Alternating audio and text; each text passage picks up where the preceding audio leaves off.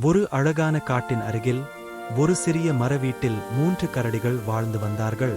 அந்த வீட்டில் அப்பா கரடி, அம்மா கரடி மற்றும் குட்டி கரடி வாழ்ந்தார்கள். அப்பா கரடி பெரியவர், பலமானவர். அவருடைய குரல் பெரியதாக இருக்கும். அம்மா கரடி மென்மையானவர், அன்பானவர். குட்டி கரடி மிகவும் சின்னவன், மிகவும் சுறுசுறுப்பானவன்.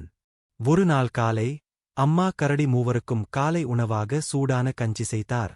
அவர் 3 பாத்திரங்களில் கஞ்சியை ஊற்றினார். அப்பா கரடிக்கு பெரிய பாத்திரம், அம்மா கரடிக்கு நடுத்தர பாத்திரம், குட்டி கரடிக்கு சிறிய பாத்திரம். அப்பா கரடி கஞ்சியை சுவைத்தார். ஐயோ, இது மிகவும் சூடாக இருக்கிறது என்றார். அம்மா கரடியும் சுவைத்தார். ஆம், இது இன்னும் சூடாக இருக்கிறது என்றார். குட்டி கரடியும் சுவைத்தான். அம்மா, எனக்கு நாக்கு சுடுகிறது என்றான். அதனால் அம்மா கரடி சொன்னார், நாம் சிறிது நேரம் காட்டில் நடைப்பயிற்சி போகலாம். அதற்குள் கஞ்சி குளிர்ந்து விடும் டோட். மூவரும் வீட்டை பூட்டாமல் காட்டிற்குள் நடைப்பயிற்சிக்கு சென்றார்கள். அதே நேரத்தில் அந்த காட்டின் அருகே ஒரு சிறுமி வந்தாள். அவளுடைய பெயர் கோல்டிலாக்ஸ். அவளுக்கு பொன்னிற முடி இருந்ததால் எல்லோரும் அவளை கோல்டிலாக்ஸ் என்று அழைத்தார்கள். கோல்டிலாக்ஸ் காட்டில் விளையாடிக் கொண்டே நடந்தாள். அவள் பட்டாம்பூச்சிகளை பார்த்தாள், பூக்களை பார்த்தாள், பறவைகளின் குரலை கேட்டாள். அப்படி நடந்து கொண்டிருக்கும்போது அவள் ஒரு சிறிய வீட்டைப் பார்த்தாள். அடடா, இது யாருடைய வீடு என்று ஆச்சரியப்பட்டாள். அவள் கதவை தட்டினாள். ஹலோ, யாராவது உள்ளே இருக்கிறீர்களா என்று கேட்டாள். ஆனால் யாரும் பதில் சொல்லவில்லை. கதவு சிறிது திறந்திருந்தது.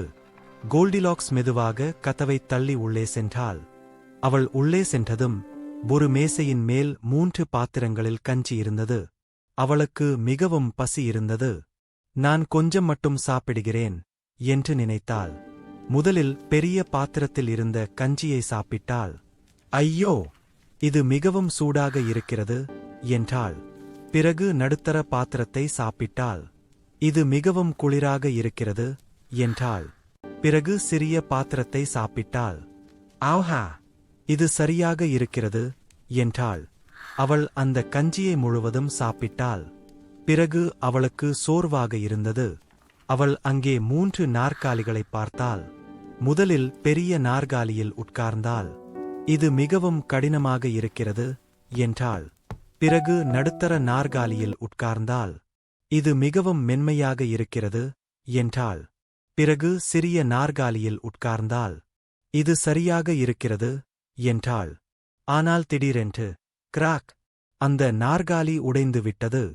கோல்டிலாக்ஸ் பயந்து எழுந்தாள். பிறகு அவள் மேலே உள்ள அறைக்கு சென்றாள். அங்கே 3 படுக்கைகள் இருந்தன. முதலில் பெரிய படுக்கையில் படுத்தாள். இது மிகவும் கடினமாக இருக்கிறது என்றாள். பிறகு நடுத்தர படுக்கையில் படுத்தாள். இது மிகவும் மென்மையாக இருக்கிறது என்றாள். பிறகு சிறிய படுக்கையில் படுத்தாள். இது சரியாக இருக்கிறது என்றாள். சோர்வாக இருந்ததால் அவள் அங்கேயே தூங்கிவிட்டாள். அந்த நேரத்தில் 3 கரடிகளும் நடைப்பயிற்சி முடித்து வீட்டிற்கு திரும்பி வந்தார்கள். அப்பா கரடி சொன்னார், யாரோ என் கஞ்சியை சாப்பிட்டிருக்கிறார்கள். அம்மா கரடி சொன்னார், யாரோ என் கஞ்சியை சாப்பிட்டிருக்கிறார்கள். குட்டி கரடி சொன்னான், யாரோ என் கஞ்சியை முழுவதும் சாப்பிட்டிருக்கிறார்கள். பிறகு அவர்கள் நாற்காலிகளைப் பார்த்தார்கள். யாரோ என் நாற்காலியில் உட்கார்ந்திருக்கிறார்கள். அப்பா கரடி, யாரோ என் நாற்காலியில் உட்கார்ந்திருக்கிறார்கள். அம்மா கரடி, யாரோ என் நாற்காலியை உடைத்துவிட்டார்கள். குட்டி கரடி அழுதான். பிறகு அவர்கள் மேலே சென்றார்கள்.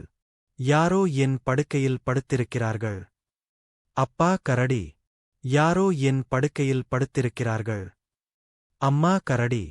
குட்டி கரடி சொன்னான், அம்மா, யாரோ என் படுக்கையில் தூங்கிக் கொண்டிருக்கிறார்கள். அந்த சத்தத்தை கேட்டதும் கோல்டிலாக்ஸ் விழித்தாள்.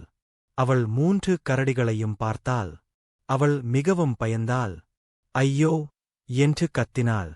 அவள் உடனே படுக்கையிலிருந்து குதித்து படிக்கட்டில் ஓடி கதவை திறந்து வெளியே ஓடினாள். அவள் காட்டை விட்டு தன் வீட்டிற்கு ஓடிப்போனாள்.